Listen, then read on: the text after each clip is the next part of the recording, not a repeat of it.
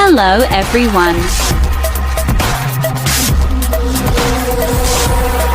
Are you ready?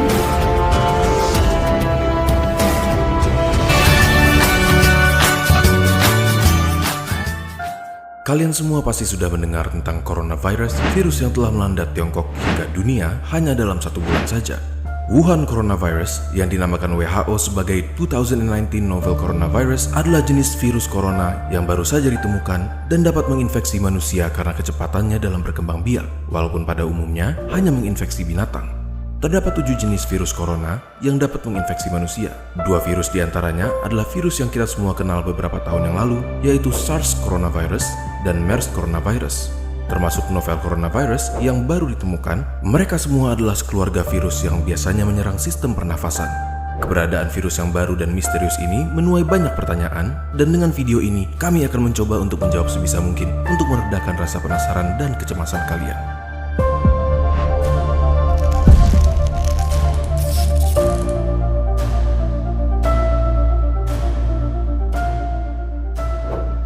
Jadi, apa sebenarnya yang dimaksud dengan sebutan 2019 novel coronavirus? Yang dimaksud dengan virus novel adalah virus yang tidak pernah diidentifikasi sebelumnya. Oleh karena itu, informasi mengenai virus ini masih sangat terbatas. Virus ini pertama diidentifikasi di kota Wuhan, Tiongkok pada Desember 2019 dan dicurigai dimulai dari sejenis kelelawar, Chinese Rufous Horseshoe Bat, yang dijual di sebuah pasar seafood dan binatang hidup yang besar. Selain dapat berpindah dari binatang ke manusia, dapat juga ditularkan dari manusia ke manusia. Hingga saat penulisan kami pada 29 Januari 2020, ditemukan 6.095 kasus positif coronavirus, 9.239 kasus suspek coronavirus, dan 133 orang yang meninggal dengan tingkat kematian sekitar 2,2%, jauh lebih rendah dari SARS atau MERS. Kasus virus corona sudah ditemukan di hampir semua provinsi di Cina dan di banyak negara lain. Di Indonesia sendiri, sudah ada beberapa kasus yang dicurigai infeksi virus corona, namun beberapa menunjukkan hasil lab negatif dan yang lainnya masih dalam pemeriksaan. Tetapi, hal ini tidak menutup kemungkinan bahwa sudah ada infeksi virus corona yang belum terdeteksi di Indonesia. Kenapa? Karena gejala biasanya muncul 2 hari sampai dengan 2 minggu dari paparan, dan orang yang terpapar dapat menyebarkan virus ini walaupun belum timbul gejala. Memangnya apa sih gejala dari infeksi virus corona yang baru ini? Virus corona dapat menginfeksi saluran pernafasan atas. Jika menginfeksi saluran pernafasan atas, gejala pada umumnya tampil seperti batuk pilek biasa dengan demam ringan yang akan sembuh dalam beberapa hari. Tetapi pada orang dengan sistem imun yang lemah, virus corona dapat menginfeksi saluran pernafasan bawah dan menyebabkan gejala lebih buruk seperti demam tinggi dan sesak nafas. Hingga sekarang, vaksin untuk penyakit ini belum ditemukan. Selain itu, tidak ada pengobatan khusus untuk membunuh atau mematikan virus corona, namun pada sebagian besar kasus, infeksi akan mereda dengan sendirinya dan gejala akan hilang, atau dengan kata lain, self-limiting, seperti batuk flu biasa, dan pasien hanya perlu obat-obatan untuk meringankan gejala. Contohnya, obat penurun panas atau antipiretik untuk demam dan obat untuk meredakan batuk pilek. Lalu, bagaimana cara untuk mencegah penyebaran virus ini? Virus corona kemungkinan besar menyebar lewat droplet orang yang terinfeksi, yang tersebar terutama ketika mereka batuk atau bersin. Oleh karena itu, jika Anda atau seseorang di dekat Anda memiliki gejala batuk pilek, demam, atau sesak nafas, terutama jika mereka baru datang dari Cina dalam 2 minggu terakhir, kalian bisa menggunakan masker surgical dan ganti sesuai kebutuhan, sekitar 3-4 kali sehari. Tutup mulut dengan tisu saat batuk atau bersin, lalu segera buang ke tempat sampah dan cuci tangan dengan sabun atau hand sanitizer antiseptik. Sering-seringlah cuci tangan dan hindari memegang mata, hidung maupun mulut sebelum mencuci tangan. Center for Disease Control and Prevention atau CDC menghimbau untuk menghindari perjalanan ke Cina jika tidak perlu. Apabila kalian datang dari Cina dalam 2 minggu terakhir dan memiliki gejala seperti yang sudah kami sebutkan, segera cari perawatan medis dan hubungi rumah sakit yang akan kalian kunjungi mengenai kondisi kalian. Dan jangan lupa untuk memberitahukan riwayat perjalanan kalian ke Cina. Jangan lupa untuk bagikan video ini kepada mereka yang kalian sayangi supaya mereka juga tahu bagaimana cara menjaga diri dari virus corona. Jika masih ada pertanyaan kalian yang belum terjawab, kalian boleh langsung mengunjungi situs WHO, CDC, dan situs-situs sumber kami pada deskripsi video di bawah atau tanyakan kepada petugas kesehatan terdekat. Kalian juga bisa tulis di kolom komentar dan akan kami jawab semampu kami sebaik mungkin. Kalau kalian ingin memulai diskusi, jangan lupa bahwa kami sangat menghargai diskusi yang baik dan teratur. Sampai jumpa di video berikutnya dan tetap jaga keamanan kalian. Stay safe teman-teman.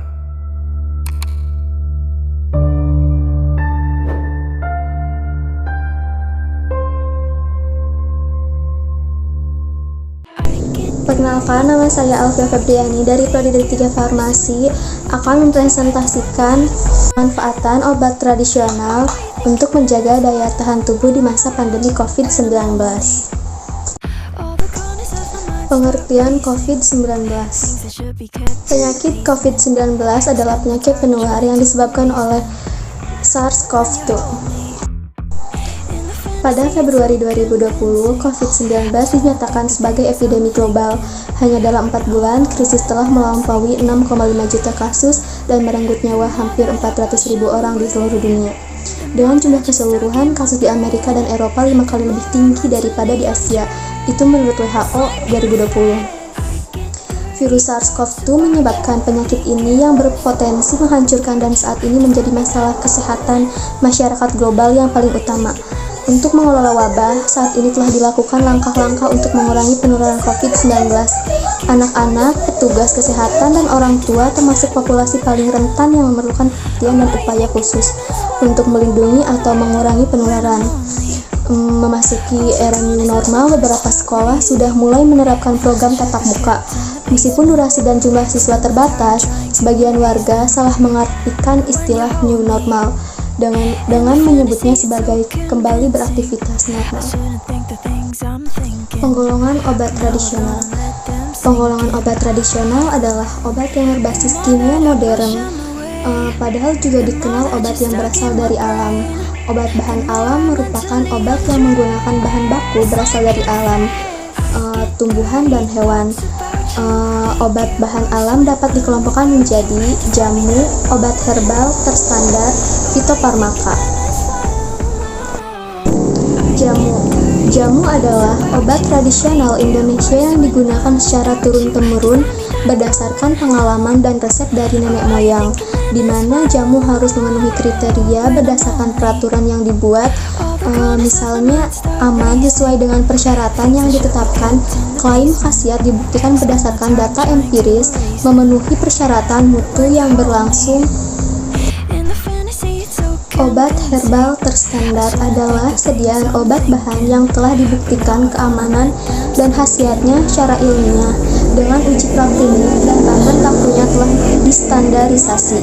Obat herbal terstandar juga harus memenuhi kriteria diantaranya aman sesuai dengan persyaratan yang ditetapkan, klaim khasiat dibuktikan secara ilmiah praklinik, telah dilakukan terstandarisasi terhadap bahan baku yang digunakan dalam produk, jadi memenuhi persyaratan mutu yang berlaku.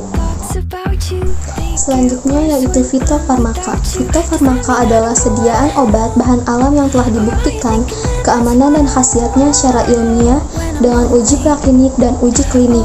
Bahan baku dan produk jadinya telah distandarisasi dengan kriteria yaitu aman sesuai dengan persyaratan yang ditetapkan, klaim khasiat dibuktikan secara ilmiah praklinik, dan dilakukan standarisasi terhadap bahan baku yang digunakan dalam produk jadi memenuhi persyaratan mutu yang berlaku.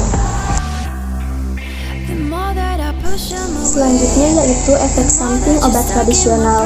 Umumnya efek samping yang dapat ditimbulkan oleh penggunaan obat herbal yang tidak terkontrol dengan baik yaitu gangguan pada ginjal, gangguan hati, fotosensitivitas, alergi, dan gangguan tidur.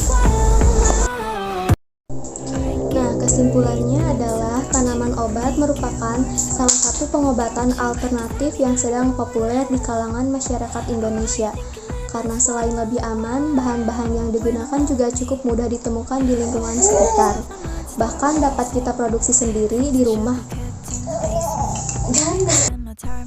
Indonesia juga merupakan negara tropis di mana dimungkinkan untuk menanam berbagai tanaman yang memiliki nilai pertanian positif. Sumber daya alam Indonesia yang meliputi tumbuhan, obat harus dimanfaatkan sebesar-besarnya untuk kesehatan seluruh rakyat Indonesia.